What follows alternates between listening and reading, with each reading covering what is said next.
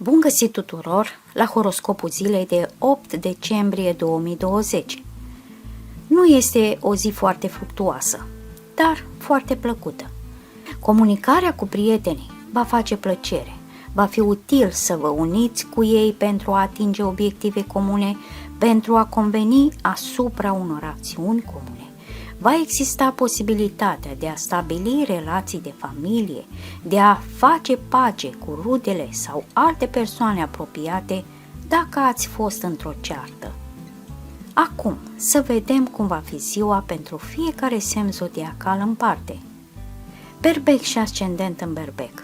Fii răbdător dacă vrei ca viitorul să arate foarte bine. Depinzi de bunăvoința celorlalți și îți va fi de mare folos. Așadar, poartă-te bine cu toată lumea și afișează-ți toate farmecele și puterile seducției. Nu uita să-ți vizitezi prietenii și diferiți cunoscuți. În casa ta vei reuși să scapi de treburile plictisitoare și vei face doar cât să nu-ți spună cei dragi nimic. Influența lui Uranus va afecta în principal munca de zi cu zi. Această planetă ar putea da naștere unui climat în general plin de încercări prin creșterea nervozității tale și cei mai puțin norocoși vor fi, fără îndoială, cei care lucrează de acasă. Ei vor fi cei mai expuși la surprize neplăcute de tot felul. De asemenea, fii foarte atent la implicațiile banilor în relația ta de cuplu. Aceeași planetă Uranus ar putea cauza un obstacol periculos astăzi. Sfatul zilei de astăzi: orice ai face, încearcă să simți când să te oprești. Taur și ascendent în Taur.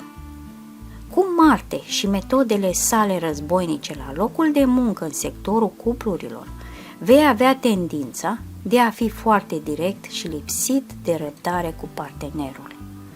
Situația va fi tensionată și va fi destul de dificil să menții o mentalitate rațională.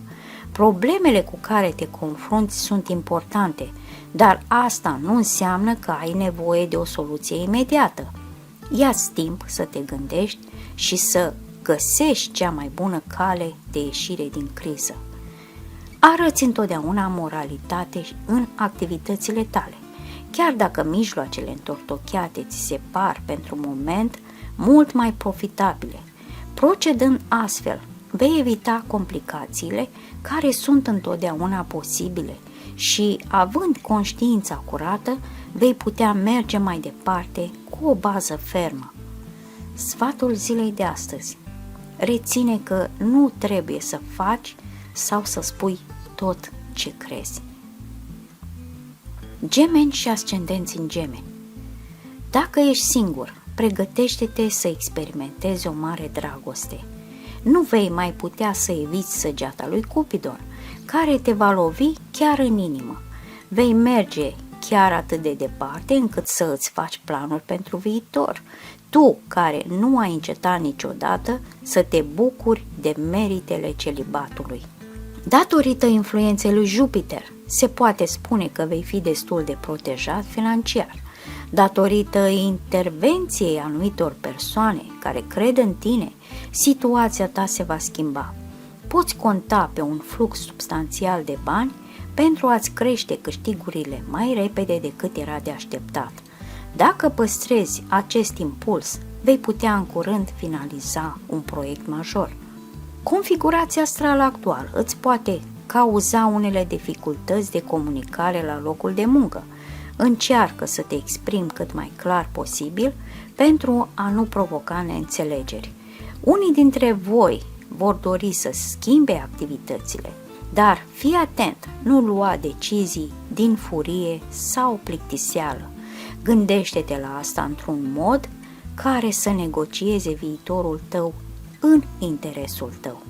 Sfatul zilei de astăzi: rămâneți autentic cu orice preț. Rac și ascendent în Rac. Gustul tău pentru risc va fi crescut de 10 ori de această atmosferă astrală și te va împinge să efectuezi tranzacții financiare îndrăznețe. Vei dori să faci totul și să forțezi lucrurile pentru a câștiga cât mai mulți bani posibil într-un timp minim. Datorită sprijinului deosebit al planetei Pluto, nu te vei confrunta cu o catastrofă și probabil vei putea face o captură bună sau, în cel mai rău caz, îți vei salva în continuare miza. Ceea ce întreprinzi astăzi în muncă te va conduce inevitabil la succes, cu condiția totuși să nu cauți să realizezi ceea ce este în mod clar dincolo de puterea ta. Gata cu neliniștile vagi care te-au asaltat anterior. Timpul va fi acum pentru eficiență, sub egida planetei Marte. Dacă crezi încă în mitul superiorității masculine, astăzi vei primi un adevărat șoc.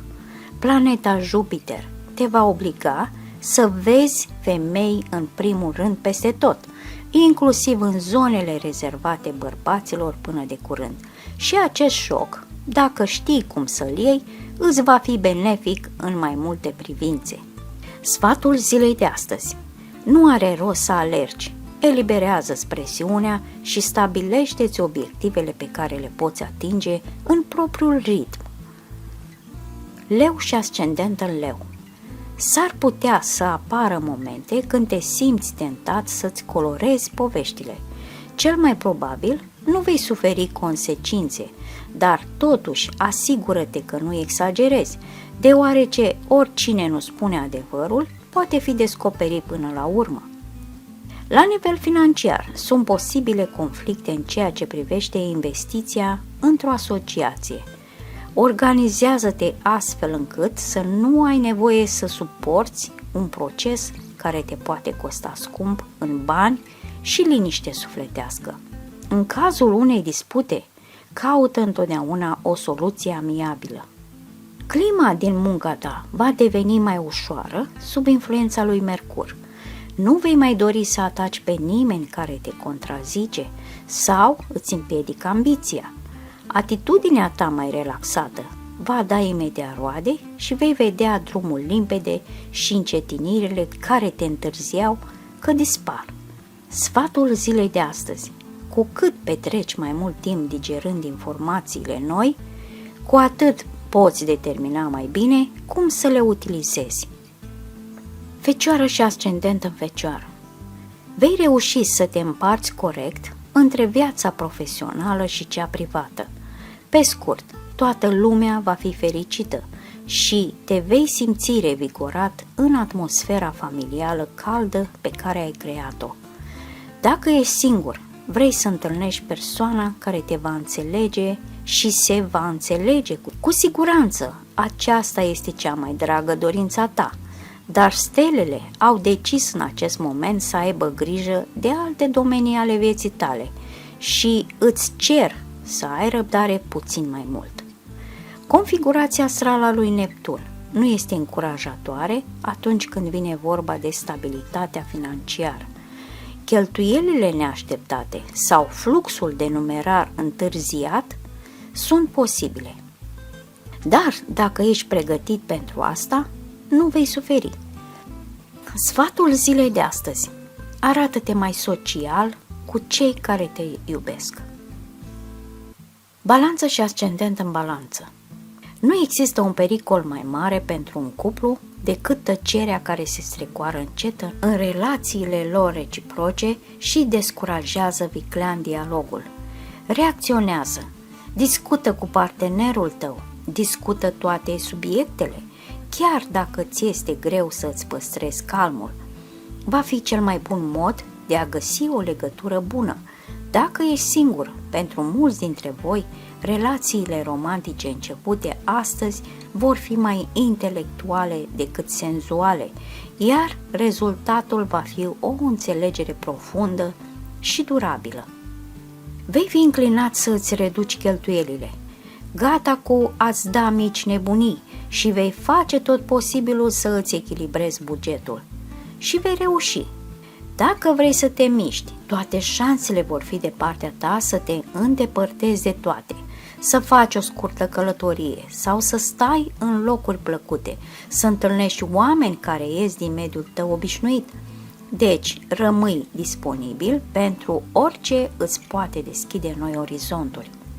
Sfatul zilei de astăzi: recuperează-ți ideile făcând sport sau plimbându-te în aer liber. Scorpion și ascendent în Scorpion. Mediul planetar al zilei îți va spori ambiția de 10 ori și te va ajuta să îți atingi obiectivele profesionale, așa că profită de oportunitate. În această zi te vei regăsi într-o poziție excelentă în ceea ce privește viața ta amoroasă. Acest lucru îți va oferi din nou aripi și este posibil să navighezi din floare în floare fără să-ți dai seama. Ferește-te de tot ce strălucește, chiar dacă ți se fac promisiuni uimitoare. Rămâi într-o rezervă prudentă, în ciuda cuvintelor amabile care îți vor fi produse.